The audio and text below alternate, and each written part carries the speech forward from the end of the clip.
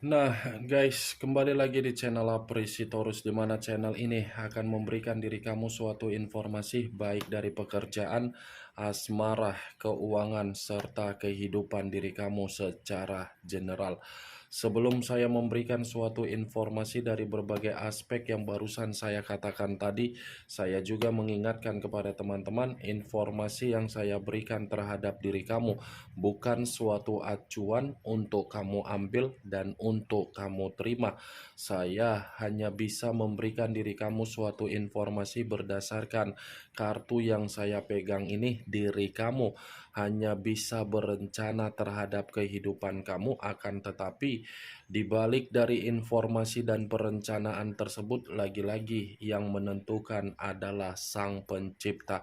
Sebelum saya mengambil satu persatu kartu yang saya pegang ini secara acak, saya juga mengingatkan kepada teman-teman apabila ketemu dengan channel saya agar menekan tombol subscribe-nya dan menyalakan loncengnya supaya next video saya lebih semangat untuk memberikan suatu informasi baik terhadap kondisi energi kamu, manusia yang selama ini kamu prioritaskan, serta pihak ketiganya.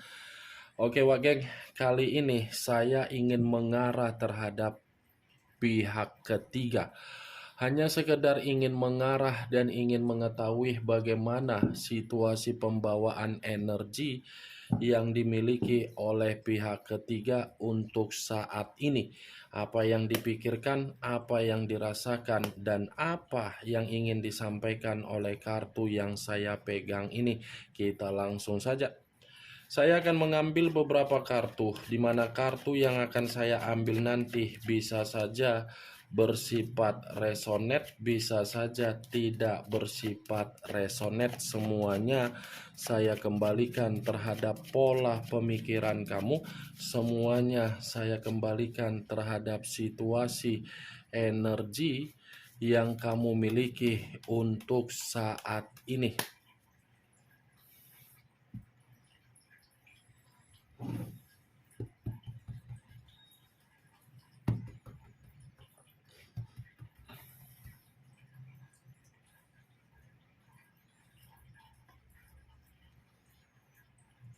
Muncul kartu ini. Sekali lagi saya mengatakan muncul kartu yang saya pegang ini, di mana kemunculan kartu yang saya pegang ini seperti memberikan suatu isyarat atau gambaran yang dimana gambaran tersebut berasal dari kondisi pemikiran. Kondisi pemikiran yang bisa saja saya mengategorikan untuk saat ini sepertinya sedang kacau. Bukan hanya kacau secara pemikiran, tetapi secara perasaan pun sepertinya menyimpan kesensitifan. Bukan hanya kesensitifan secara perasaan yang disimpan, tetapi kartu yang saya pegang ini lebih mengisyaratkan bahwasannya kondisi pihak ketiga lagi bersifat hancur, malapetaka, bencana, terpuruk, dan waspada.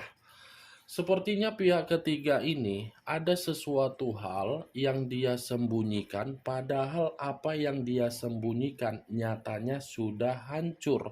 Kalaupun saya mengategorikan antara pihak ketiga dengan manusia yang meninggalkan diri kamu ketika komitmen tersebut dipertahankan, saya rasa komitmen itu sudah mengarah terhadap kehancuran. Tetapi kehancuran ini tidak diperlihatkan karena apa? Ada alasan, ada faktor yang membuat pihak ketiga begitu sangat malu. Saya rasa Wageng, kembali komitmen yang mereka berdua jalankan ini adalah komitmen yang sudah mendapatkan resiko. Kartu pertama yang saya pegang ini adalah kartu The Tower, yang dimana kemunculan kartu ini mengarah terhadap unsur tanah berlambangkan 3 zodiak: Capricorn, Taurus, dan Virgo.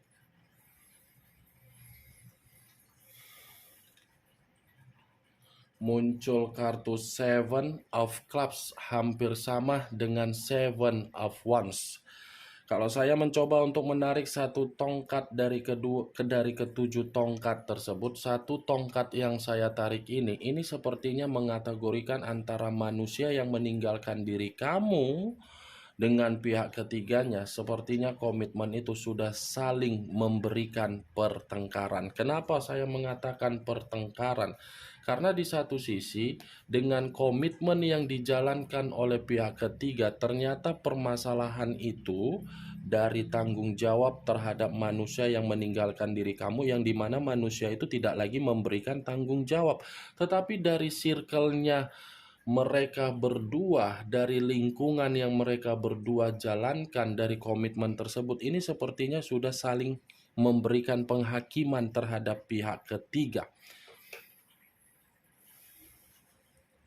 Muncul kartu The Two of Swords, terdiri dari dua pedang, kiri dan kanan, kanan dan kiri. Kalau saya mencoba untuk menarik satu pedang dari kedua pedang tersebut, satu pedang yang saya tarik ini lagi-lagi seperti mengategorikan bahwasannya pihak ketiga bukan hanya hancur tetapi sedang buntu. Bukan hanya buntu tetapi situasinya pihak ketiga ini seperti merasa ada kesedihan yang begitu sangat luar biasa. Muncul kartu The Death, unsur air, berlambangkan 3 zodiak, Pisces, Cancer, dan Scorpio. Kalau saya mencoba untuk mengesampingkan ketiga zodiak yang barusan saya katakan tadi, keluarnya kartu The Death ini seperti mengategorikan bahwasannya komitmen itu sudah bersifat pembusukan, sudah mengarah terhadap situasi kematian, dan sudah mengarah terhadap kondisi yang tidak memiliki perubahan. Kalaupun saya mengategorikan ada perubahan, karena memang perubahan ini dibuat oleh pihak ketiga karena apa? Dia yakin manusia yang meninggalkan diri kamu akan merasa peka kembali. Tetapi di satu sisi ketika manusia itu merasa peka terhadap pihak ketiganya, yang dipertanyakan dari posisi pihak ketiga. Apakah pihak ketiga ini akan meninggalkan manusia itu atau tidak? Ya lagi-lagi pihak ketiga, wageng. The Dead. Terlalu banyak kebiasaan-kebiasaan yang dituangkan di dalam komitmen mereka berdua, tetapi kebiasaan ini tidak saya kategorikan sebagai kebiasaan yang bersifat positif.